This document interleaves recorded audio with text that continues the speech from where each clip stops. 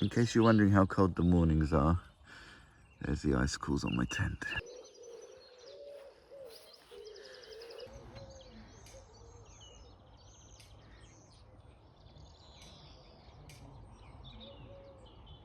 Hello, it's the morning of day 4. I'm taking a bridle way out of the town of Wooler and back to St. Cuthbert's Way. And I've been thinking, and I think I can put a little more language on what I was trying to describe yesterday about being in tune with your body, checking in with what your body's saying, checking in with what the surroundings are saying, checking in with the earth, and also checking in with God, that sense of the divine, which is kind of like implied in nature, I think. You know, as I've been doing this, I said at the beginning I was going to treat it as a pilgrimage. And so I've tried not to resist speaking in those kinds of like Christian spiritual terms. But I know obviously that there's going to be people watching who aren't of that same tradition. Yeah, you might even have, negative associations with Christianity and church and stuff. So, you know, if that's you, I hope you still get something out of the video. But I think the way that I can be most authentic to my experience is to talk about kind of what it means for me. So that is to preface that I'm going to talk a bit more about God right now. So so this idea of checking in with yourself, checking in with the earth, checking in with God or some sense of something spiritual. Yeah, I'm doing this whole route kind of constantly in a state of prayer, and a lot of the time that isn't all that earth-shattering. It might be just me saying, God, please let there be a sign coming up to let me know I'm on the right track, or, you know, like just in praise for all the beauty that I'm seeing. But, you know, simple stuff. But in the wee hours of this morning, I was thinking about Psalm 23. And at the end of that psalm, there's a line, I will dwell in the house of the Lord forever. That's how it's translated most of the time. But an excellent translator by the name of Robert Alter, he translates that line, I will dwell in the house of the Lord many long days. Now, he's an excellent Hebrew scholar, excellent translator, and he makes the point that he believes his translation is more accurate because there wasn't really the same sense of eternity in the time that David was writing. Now, we come along later with kind of a more nuanced or, I guess a different dispensation. So we read into that eternity. We read into that forever. But maybe David was just saying many long days. I've had to edit because I was going uphill and I think I lost some of the words there. So David says many long days. In a sense, he might not be even thinking about eternity. He's thinking about his finite life right now on earth. And he says, I will dwell in the house of the Lord many long days. He understands the value of developing an awareness of God in every day, in the here and now, not waiting for eternity. And that's been part of my experience with this hike, is when everything else is stripped away, you know, all the work, worries, entertainment, when it's just walking. There's not much else you can really concentrate, and there's nothing left but your body and nature and the Lord. It's pretty neat. So yeah, it'd be great to develop that sense, that awareness outside of going on some big pilgrimage. So I guess that's my challenge to myself. Lay off the podcasts maybe.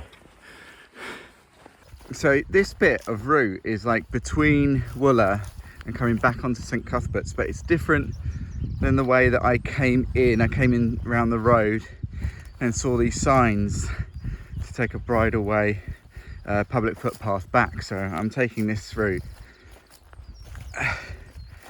And it is a bit scary. Whenever you don't see a sign for a while, you worry that you've gone wrong, and sometimes you step in cow poo and slip. Now these guys, they look very sweet, probably more scared of me. Hi guys. They're alright, they're just spooked because I slipped. Right, looks like I'm headed this way. Okay, just passed over a gate. There was no sign, which is worrying, because normally there'll be a little sign saying St. Cuthbert's Way whenever you get to a gate or anything. There wasn't one there. There's no way I'm getting back up that hill.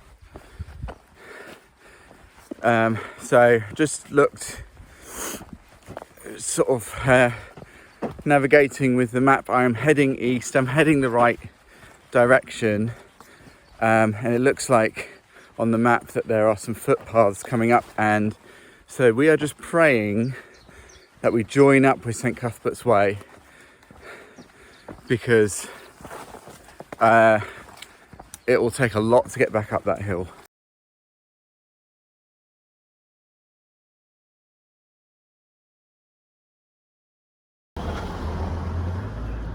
Here's the car where I got food this morning. You can see here a sign that I didn't see. So St. Cuthbert's Way East is that way. I went up there, but there's another sign for St. Cuthbert's Way, which doesn't go anywhere near St. Cuthbert's Way.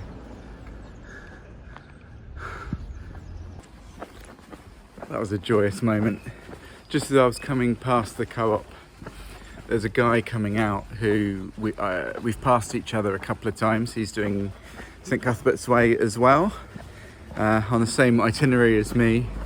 So we've passed each other a few times, and it's nice, like on these routes you get friendly with people without ever learning their names.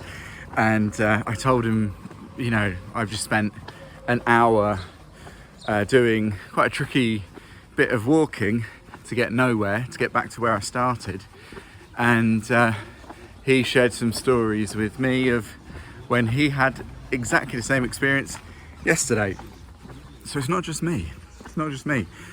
And there's a mother and son that I passed yesterday as well, that he's passed, and he said he saw them going off the wrong direction and shouted after them, but they were too far gone, and so they'll be doing a big loop somewhere to come back to the right way. But hopefully at the bottom of this road we should see a sign and we should be back on track. There he goes, that guy just ahead. We've been walking together the last hour. He's the guy who got lost yesterday I was chatting about. Really nice when you meet someone en route and just shoot the breeze for a while. He's helped me pick up my pace a little bit, but he's now moving on. And I am going at my pace, which is also fine.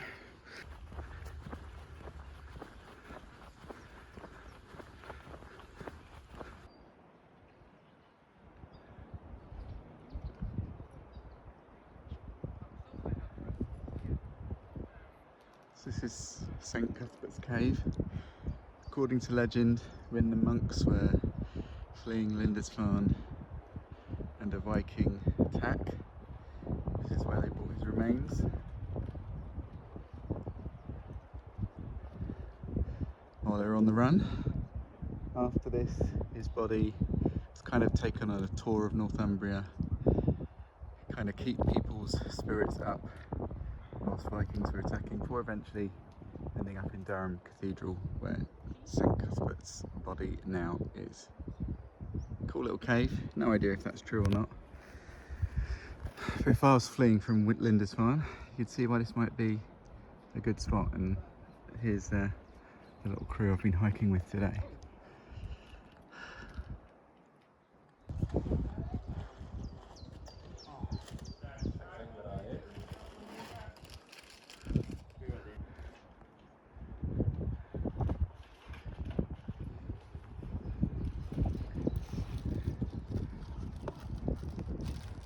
What a joy to see St. Cuthbert's cave. It's a real piece of history there. Of course, whether it's legend or fact that his body was kept there the night after leaving Holy Island, it is a fact that monks did flee and take the remnants of his body as pretty much the most holy relic in their view. Oh yeah, what a view!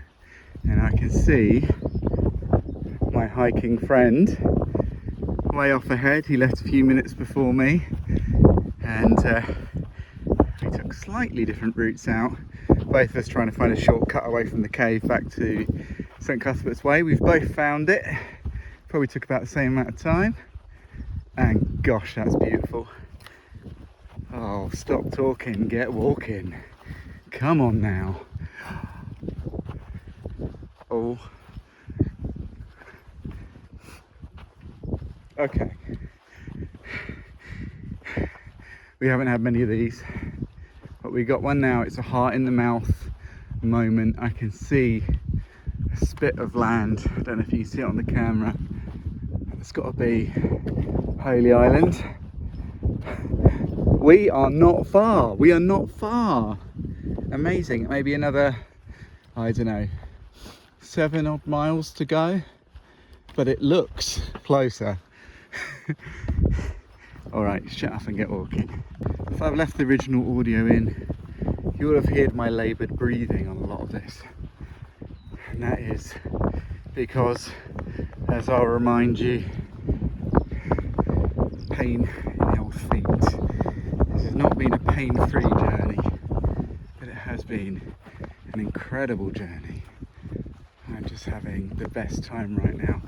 I've dropped down into this beautiful forest, and the smell is just incredible. The smell of the spruce. There's been so many interesting, it sounds weird, interesting smells along the route, you know, going past gorse bushes in kind of full yellow bloom. I'm just drinking in this smell, it's amazing. Those phytoncides doing their good in my body. Boosts your immune system. These chemicals that the trees release are part of their own chemical immune system. You know, it does good for us as well. I mean, amazing to have that view of Holy Island and to drop down into this wood and just be kind of overwhelmed with a different kind of natural beauty here. The grand vista and this kind of just being amongst green trees. Just come out to the end of the forest, but even when I was still amongst the trees, you could begin to feel a change in the air, and I think it was the charged ions. That means we're close to the sea. Really opens up the lungs. Amazing how these different kind of natural spaces like woodland and like the sea have these profound effects on our bodies. You know, back in the day, you'd go and take the air, you'd go and be by the sea to convalesce. And it turns out there is a science behind that, which is pretty cool. Okay, on we go. Look at that. We are almost there. Did I mention it's only 3:30? Now, time can be deceptive. You know, doing that last 1.5 miles or whatever can take longer than you expect. But even if I dawdle, I'm going to be well ahead of schedule, and I'm really pleased about that. Really fortunate. Today has been really special. Obviously this morning I took that wrong turn. I lost an hour of hiking, and worse than just losing the time, I also kind of used up that energy. But it didn't seem to be a problem. I'm still here in plenty of time, and what's more, I met up with a couple of the people I've been hiking with, or you know, we were all doing the same route. We kept passing each other. Yeah, it's nice. You kind of, you know, you have your hellos, you share your little stories of what your day's been like. And we ended up walking together for quite a while, all sat and had lunch together, and then went off one at a time, so that this last bit was all separate. I mean, what a joy that is, and I think that helped me keep a good pace as well, which is great. Yeah, just a fantastic day. Everything I could have hoped it would be. And this sun, I mean, you wouldn't know it was only April. It's the hottest I think it's possible to be. I'm like a little desert crisp.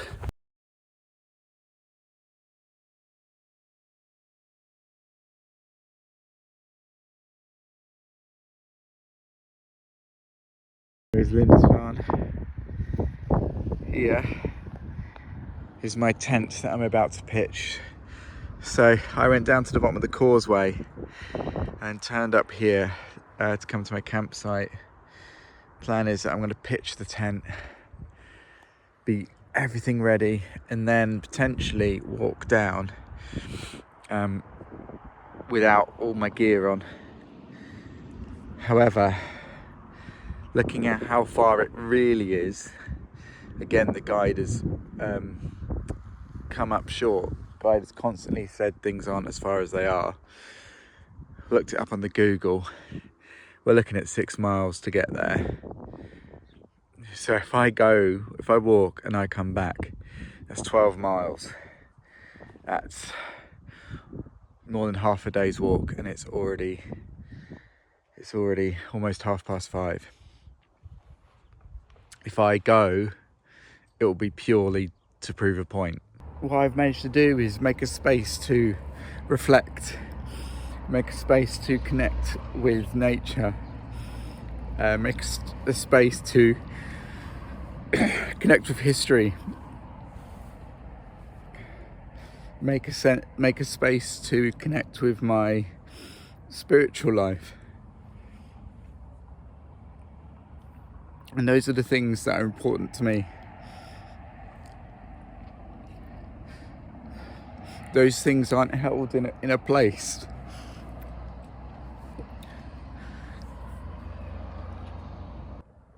Those things aren't held in a place, but they're held in me, and they're held in experience. And that's one of the greatest lessons, I think, from St. Cuthbert, who we've been thinking about this whole journey, who constantly made space and time to retreat. And he was not interested in ticking boxes. He fought against being given position and power and recognition, because he wanted to work on himself. He wanted to connect with nature, he wanted to connect with God, he wanted to connect with people, going around preaching. And that place, Holy Island, I mean, it's lovely. I've been there. It is beautiful. It is steeped in history, but it's just a place, and I don't need to prove any points. There we go. Sunrise over Holy Island. So after a good night's rest, I'm feeling a lot better. Also realising, I did go to the end of the causeway before coming up here. I just didn't go around the island, so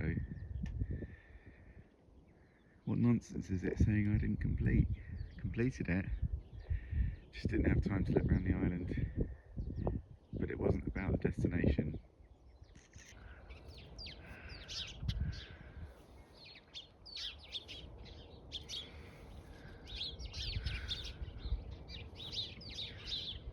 What an incredible 4 days that was. Just doing my last mile and a bit to the bus stop this morning. What an amazing experience. I feel really privileged